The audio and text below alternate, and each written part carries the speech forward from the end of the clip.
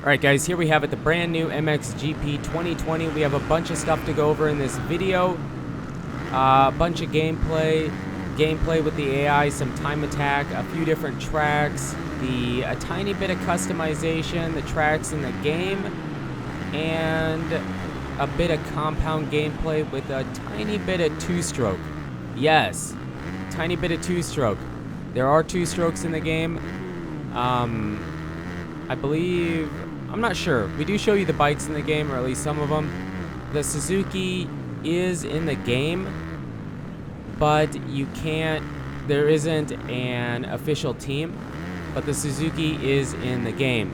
And like I said, two strokes. So the first part I want to get out of the way is the physics, because in a motocross game or a sports game in general, racing game, physics, it's an important part. It's the most important part probably. I mean, you can have the prettiest game in the world, but if the physics suck, the game sucks. I mean, it does. So the physics in this game, some of you are going to sit there and say, it's the same game as last year, MXGP 2019, it's a cash grab, it's the same game, it looks the same. It's not. It really isn't. It doesn't even feel like MXGP 2019. It feels pretty close to Supercross 3, but toned down. Okay, so you actually can get some air under the bike. You can see it here, like when we jump, it isn't super flat like it was in 2019. So that's better. And we don't have ruts yet, but they did put a bunch of inside, I guess, berms, but it's kind of like built up from riding. You know, riders taking the inside and pushing outwards, you know? So it's kind of a rut. It isn't what we've been asking for, but it is better. The track isn't just flat. We actually have at least two different lines to choose from in most corners on most tracks, and that inside rut or inside line is pretty sweet. It actually is. You can hit it pretty hard, and it does grab you, and you can kind of just rail the inside. It's actually pretty sick, and that's probably one of my favorite updates, I guess, to the game, is the inside lines that we can take. So that's pretty sweet. The physics, as far as in the air, you do have the freedom over the bike and rider, similar to Supercross 3, where you can kind of move him around. And then you also have the push the sticks together, pull them apart whip. It is a bit different. It's always felt a bit different in MXGP games compared to Supercross games, and it's the same here. When you do whip, the camera doesn't usually move, but it does here, and it feels pretty okay. I mean, it still isn't complete free physics, but I mean, I guess I kind of assumed it wouldn't be, because after playing Supercross 4, the alpha, it was the same way. So if that game has the whips this way, then obviously MXGP 2020 would. But maybe someday we can get a free whip, but for now we don't. So the whips are very similar, but they do feel pretty good. As far as, I mean, I whipped for you in this video, and I pretty much never whip in videos because I really don't care that much. I mean, it's cool and it looks cool, and it's fun to have. I mean, it would be fun to have free physics and be able to scrub and whip off jumps and not have to push the sticks together, but I guess I've said many times that that's not why I buy these games. It's not the most important part for me. You know what I mean?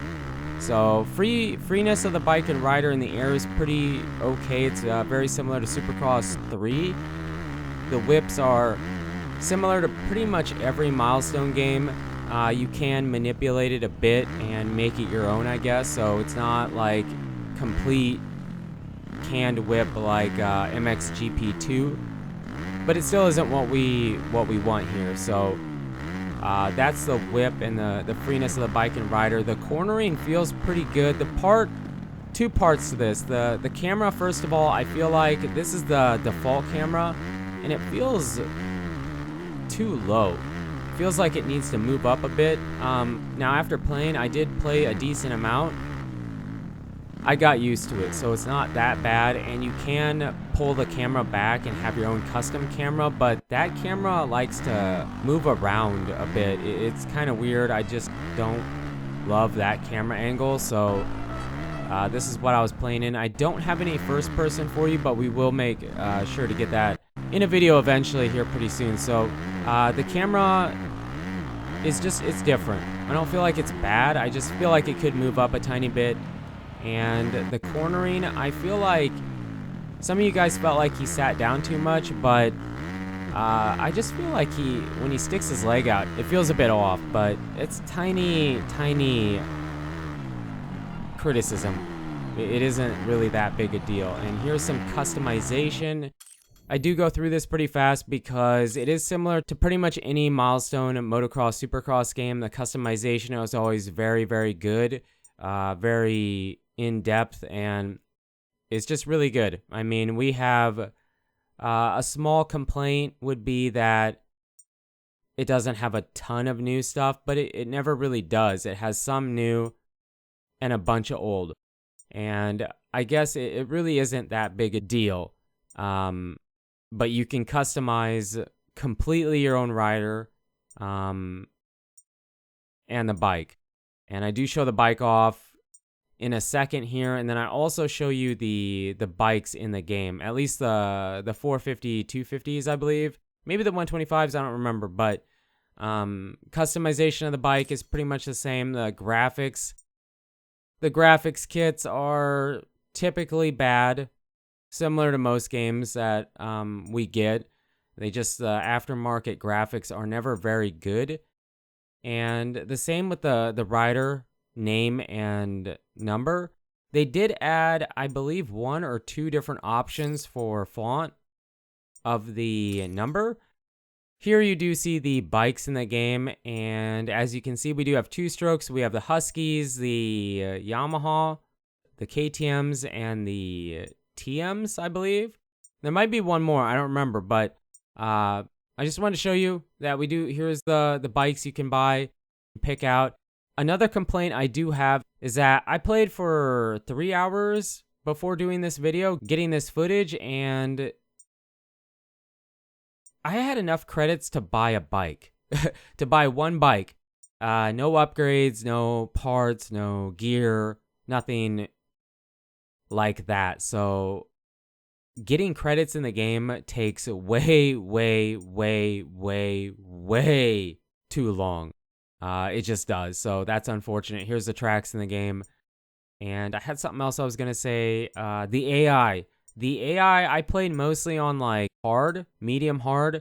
Medium, they're really easy. Hard, there was a pretty big jump. And then realistic, it's typical. After a bit in the game, you're going to be beating them probably. So the AI, very similar to how it always is. Nothing too crazy there. And then at the end here, we do have a tiny bit of compound gameplay, and this compound is gorgeous. It always is. Milestone is a master of graphics. The compound is beautiful. It really is. It's just gorgeous. Just to sit here and admire it, I guess, is amazing. The tracks, I don't show you the tracks because I'll probably do a separate video of the compound, finding any secrets they have, stuff like that. But the tracks, they were kind of uneventful. I didn't feel like the tracks were that great. And before it ends here, because this was I just kind of wanted to pack everything in here so I didn't feel like it was an extended video of nothing. There isn't a track editor, as far as I can tell, as of right now. I'm sure we'll get it eventually. They advertise the game with track editor, but as of right now, no track editor. I am playing on the Xbox One X, and it performed really good. I didn't have too many bugs, a few weird things, but for the most part, pretty solid. So if you have the game, let me know what you guys think about it in the comments down below. How does it run on PlayStation? I will get it for PC yet, so I'll probably switch to PC eventually, but for now, Xbox. But you guys and girls are absolutely amazing. Thank you so much for the support on the channel lately. It really does mean a lot. And until the next video, take it easy.